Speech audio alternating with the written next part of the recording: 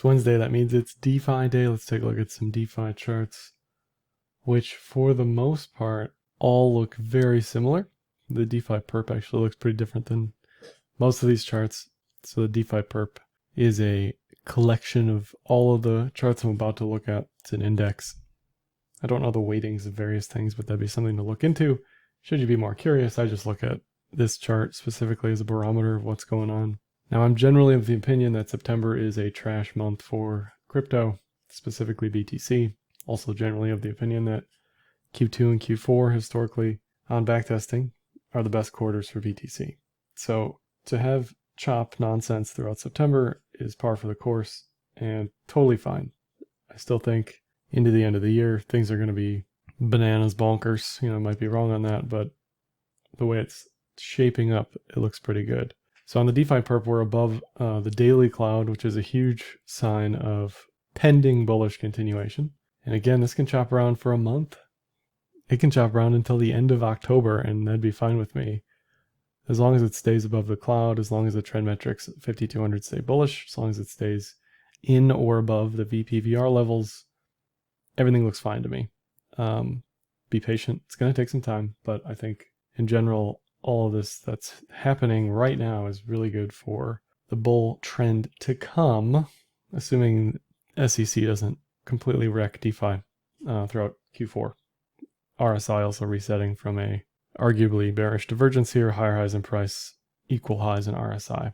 TVL on ETH was nearing all-time highs, got culled a little bit yesterday. Liquidations spiked to 138 million yesterday. A lot of that from Aave. Per usual, looks like 95% of that is on Aave. So, you know, if I was Aave, I'd take a look at this data and say, what are we doing wrong? Are we under collateralizing stuff? Are we not connecting with oracles correctly? What are we doing to keep our users at risk here? Because there's very clearly something different going on at Aave compared to Compound and Maker yesterday. I don't know what that is. You know, you have to dig deeper on the numbers there. I don't know if it's total sizing in one specific market or the collateralization. I have no idea, but it's pretty damning to see 95% of the liquidations come from one place, right? And that's going to have ripple effects in all of DeFi. 138 million might not sound like a lot, but when it happens all at once or in a very short period of time, the entire market feels it instantaneously. A lot of stuff was down 20 to 30% yesterday, which is a massive smackdown. Now, if I just sift through all these charts, they basically look the same as I close out a tab accidentally. They basically look the same. They're either in an active edge-to-edge or reached their edge-to-edge target or closely reached that target. When you get this edge-to-edge trade, when price enters one edge of the cloud and reaches for the other, the expectation is that it plays out, and I don't expect anything more than that. So some of these charts on the majors, BTC and ETH obviously went way past the cloud targets. Sol way past the cloud targets, but that's not always the expectation. So when I see these edge-to-edge trades, it's like, okay, you know, that's all I can expect right now. You're squeezing a trade out of a neutral ranging area in the first place. So I'm not going to excuse what happened yesterday, but you just can't always expect bullish continuation immediately until the cloud flips. So here's Maker, kind of hit its measured move target, almost hit the edge-to-edge target, and it's still in the cloud. In general, all these look super neutral on the daily. They either have a pending 5200 cross or they're waiting for a bounce on the 200, whatever it is. Again, it's early, September 8th, okay. Talk to me October 15th. I'll give you a very specific breakdown of where I think prices are going. Right now, this is heavily neutral territory on Maker. Comp, I was holding until yesterday when I sold at 406. Originally bought at 422 on a personal account. Just full disclosure on that one. This thing, I'm just done holding it. And with the rumblings about the SEC potentially cracking down on lending platforms, I just didn't want to continue to hold that underwater. This is still arguably neutral. It's in the cloud. The fact that it didn't break out as expected is problematic, and it didn't quite reach its edge-to-edge move. But you can see not all of these were great trade setups on the cloud necessarily. whereas the patterns themselves looked really good, but just didn't play out. Aave kind of gave you multiple opportunities to get out at that exact level, like to the dollar. It spiked there like 8 times on the daily before pulling back to where it currently sits.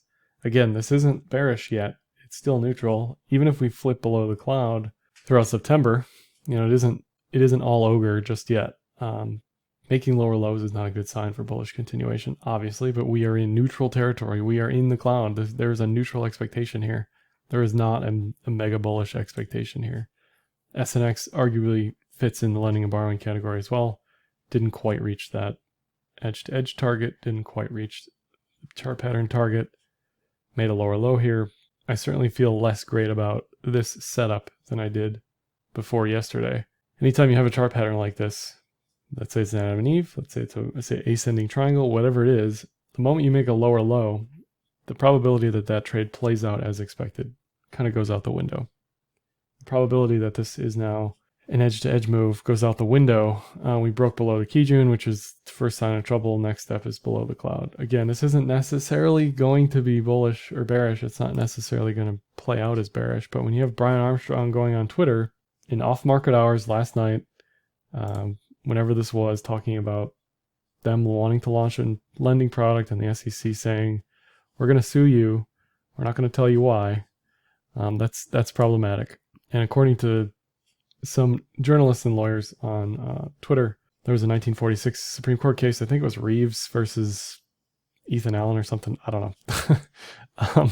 And basically, lending is in the SEC's purview, according to that, and lending is security, which I didn't know, but apparently it is. So I'm sure we're going to see more to come from that in a few months here, either Q1 or Q4. Uni, again, hit that edge-to-edge a couple times, broke down. Now it's just neutral, back into the cloud. Now, do I expect another move to that other edge?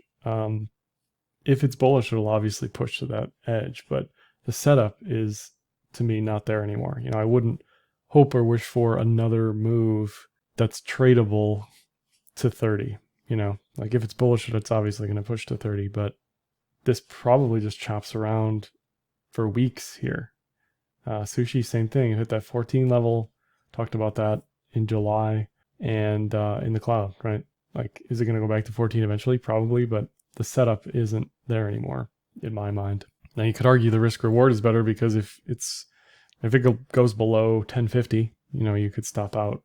If you're just like a DeFi permabull, you're buying all these lows anyway, expecting bullish continuation throughout Q4, right? And then it's kind of doesn't matter what I have to say regardless, but curve, same thing. Into the cloud, got smacked down, didn't quite reach the edge-to-edge target, not quite below the cloud yet, just neutral chop zone. BAL, probably the farthest from its edge-to-edge target, which was around 44. Still a valid trade. You basically back at your entry if you got in around 26 or 26.5.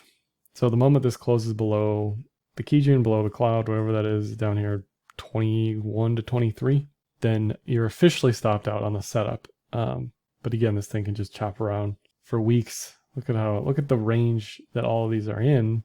Pretty wide range, right? From BNT, it's like 3.5, 3.4 to 5.50. For Sushi, it's 14 to 9. These things are trendless. They're just lost in the doldrums at this point. So I wouldn't give up hope if you're bullish. I mean, we obviously had a crazy run for a lot of these, 2x at least from the bottom. So it makes sense that we're pulling back a little bit here. ZRX got clobbered. Same thing. Reached for that edge to edge. Couldn't make it. Hit the Kijun. Some of these do have a tweezer bottom. Like this one's pretty obvious here, which is generally a good sign that a bottom is in. Basically, you tested a level twice, and on the second time, you didn't break that level. So buyers came in, held that level. Bids were there, whatever you want to think of it as. So that's a pretty good sign that we're not going to keep tumbling. Now, that goes out the window the moment you do make a lower low, so just keep that in mind. But as it sits here, if we close this stuff with a dragonfly or a tweezer bottom or whatever, here's another one on 1 inch, that's a pretty good sign that the lows should hold. 1 inch very similar, though, didn't quite reach for its edge-to-edge target. Now it's just stuck between sort of 270 and 470. Again, the reason I'm saying October is because look at how thick this cloud is into October. So there's definitely a timing component with the cloud and how it's drawn that's relevant for stuff like this. SNX already talked about, and Melon looks like none of the other charts. Still looks pretty good, actually. It looks like an ascending triangle. The problem is if DeFi breaks down, if DeFi starts cruising below their respective daily clouds, I fully expect this thing to get absolutely clobbered at this support level, which is currently probably around 100. So if this thing threatens anything close to sub 90, I'd be careful here. But it does have tons of spike lows on the bottom here that may act as support if we do break down. But the chart still looks pretty decent. And then Link, lastly, hit its edge-to-edge target pretty nicely. And again, this thing could stay neutral until mid-October. So I would definitely be patient here. We may see this even creep into November, December as far as the actual move starting. That would really make people go crazy, I think. But if we have majors, ETH and BTC, do well early into Q4, this stuff may not pop off until late Q4 in 2017. A lot of the alts didn't actually top until like the first week of January. So there's definitely going to be a rotation wealth effect, potentially, with timing here going to Q4. I'll also mention the ETH BTC fund and DeFi portfolio I trade for Techme Capital and Yearn.Finance, a non-custodial portfolio management solution where you can send ETH or USDC or just watch what I'm doing. You can see everything, including AUM performance, allocation, all of the fun Yearn, Comp, and Aave vaults I'm in, as well as deposits and withdrawals on the bottom here, along with all the trades I make, all the swaps I do. Everything is fully transparent in the trades tab down below. That's all for this one. Like, dislike, comment, share, subscribe, and happy trading.